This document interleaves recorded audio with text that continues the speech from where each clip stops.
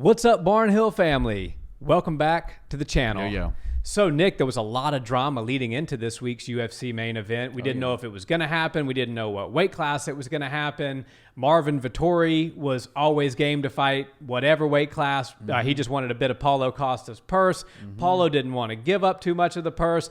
He seemed to cause a lot of drama this weekend. And usually I try not to let my own personal bias come through on this channel. I try to be as objective as possible. But I got to be honest, I was cheering for Marvin Vettori. I'm glad he won, and I think it was the right guy getting his hand raised at the end of the night. I think Paulo Costa hopefully learned a valuable lesson here. Yeah, it was a frustrating fight week for fight fans, but the right guy got his hand raised.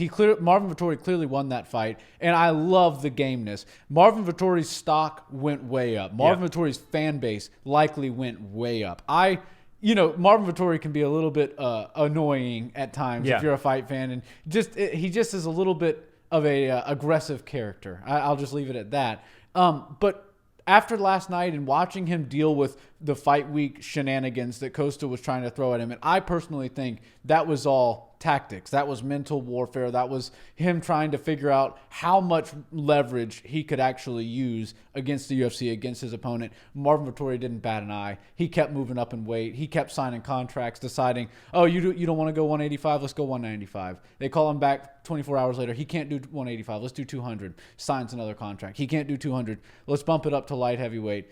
Perfect. 205 it is.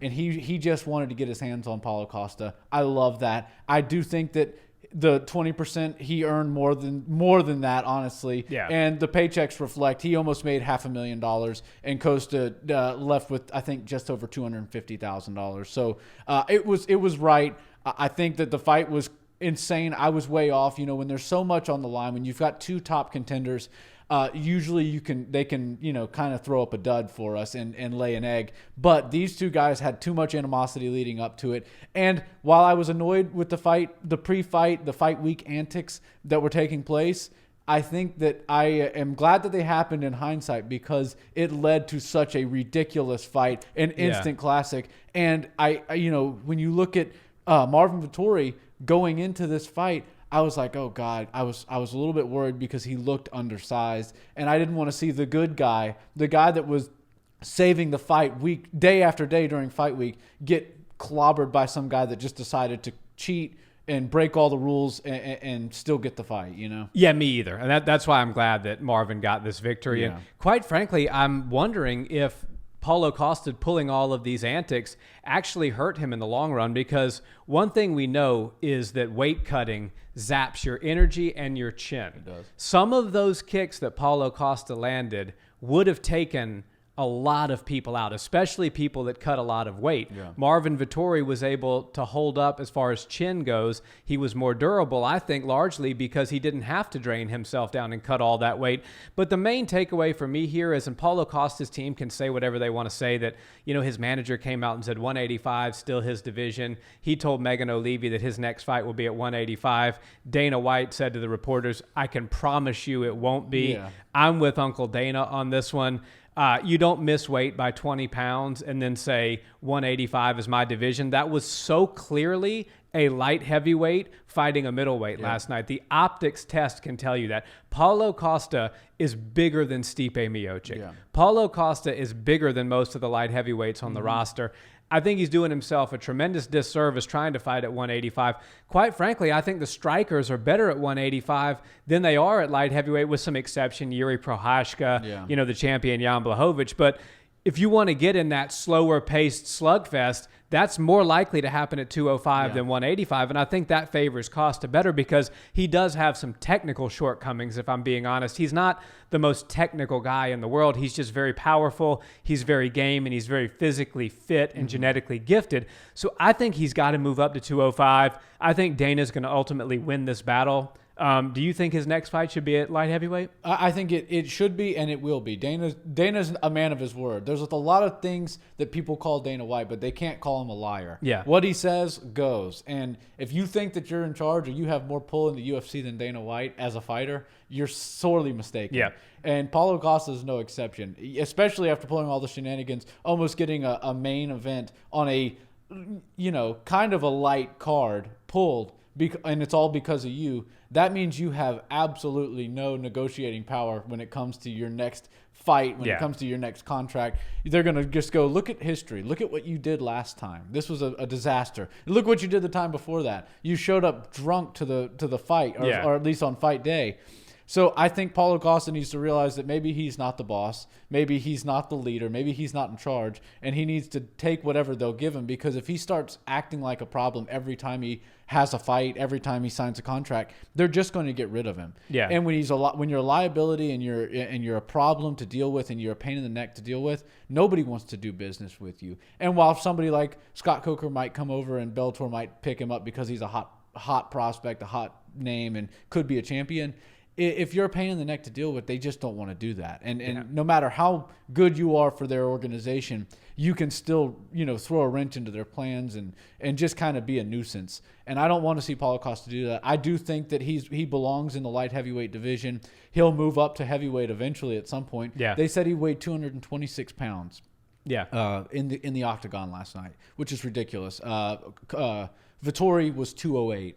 And that's, obviously 185 to 208 is big, but he didn't actually have to cut all the way to 185. Right. So he was on his way down somewhere in the 190 to 195 range when they decided, okay, 205 is a division. So he had to stop and then start moving himself back up. Vettori's a true 185er. And honestly, after that performance, if Izzy's not in the way and, maybe Robert Whitaker, Vettori's the champion of 185. I think he showed championship caliber strength, determination, the chin, and the elite level skill in the gas tank.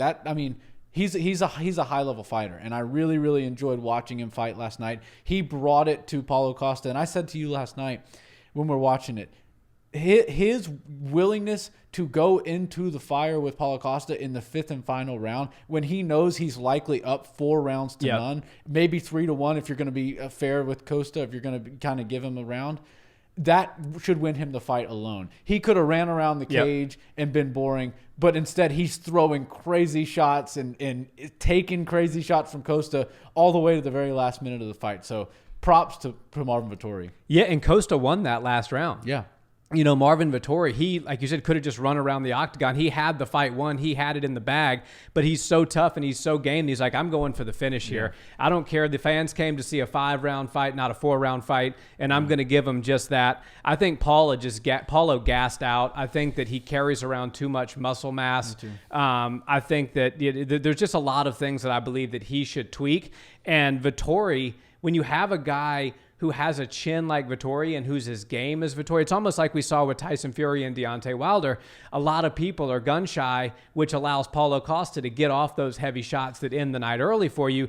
But when you have confidence in your chin and you have confidence in the fact that even if I do end up on the ground, I'm going to get back up, and you have confidence that you can win some of those firefight exchanges, then it gives you the confidence to step into the fire and do well and win a lot of those rounds by accumulating those exchanges and getting the better of each of them.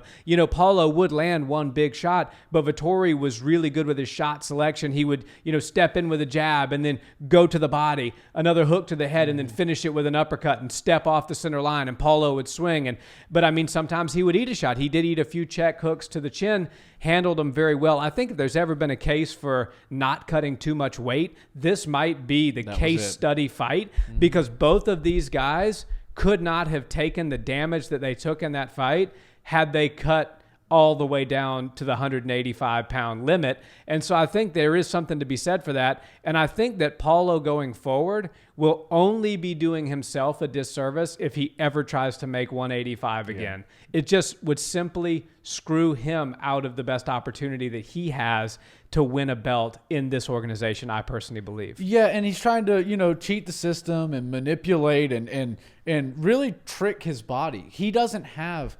226 was what he weighed in. So you can't pull 26 pounds off that guy, and that's only getting to 200. Yeah, you still got 15 and then you to go. got 15 more pounds to go. So I just think that honestly, he should look at that as a learning lesson, as an experience, that maybe it is best for me to go to 205. I won't have that brutal of a cut. He's still going to have to cut a good 20 pounds to make 205, but there's some really fun matchups. I think that you nailed the nail right on the head by saying that there's less impressive strikers at 205 and a fresh coat of paint with a big name. He's obviously a star and can draw. You know, one thing I felt when I was watching that fight, and it could have been the pre-fight antics and all of that, and you know, just it had big fight feel around it. And I don't usually say that for main events on free cards that are kind of, you know, two guys that are emerging stars, but they're definitely not stars. You're not talking about Conor. You're not talking about Nate Diaz, these types of guys, and Colby Covington, Kamaru Usman.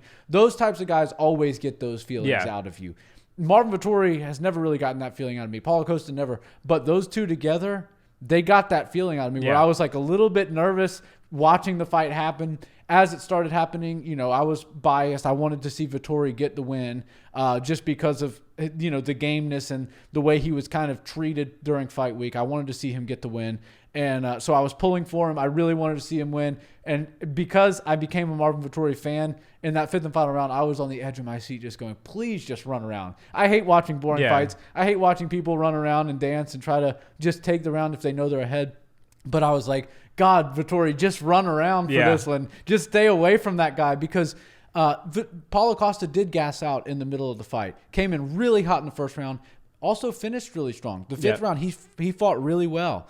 And second, third, and fourth, he gassed out. And I think it's just because he was throwing pure power. Those were some of the most ridiculous body kicks I've ever seen. The fact that Vettori took them and didn't really show, I mean, I'm sure they were hurting, but his poker face was on point last night. And I think that Costa, if he trains his body to fight at about 225, he's going to be a big problem for a lot of the guys that are slower movers than Vettori that are at light heavyweight. Yeah, I totally agree. And I think you're absolutely right. If Israel Adesanya is not in this division, maybe Robert Whittaker, we'll see how he performs in the rematch against Adesanya. Yeah. I think you're looking at the best 185er on the planet that's not in that title fight. Vettori is something special. He's also only 28, so we'll see where he goes from here. He'll be a champ. I think that we will see Marvin Vettori get that belt at some point, make Italy very, very proud. Yeah, hopefully he doesn't put the belt on backwards like he did his UFC pants that one time. Well, at least he managed to put his pants on the right way. Yeah, exactly. Yeah, those two guys, man, they put on a hell of a show for us. I was really happy for it. But, yeah, Vettori, definitely stock goes way up. Paulo Costa, I don't think he needs to be cut from the UFC, but we can't see more shenanigans like that happen again. Yeah, I totally agree. Thanks so much, guys, for watching this video. If you've enjoyed the content, a like, comment, and subscribe if you haven't already helps us out tremendously. And if you like to listen to audio podcasts, we do these versions in audio wherever you listen to podcasts. So check us out there as well. And until the next time, guys, have a great day. Peace.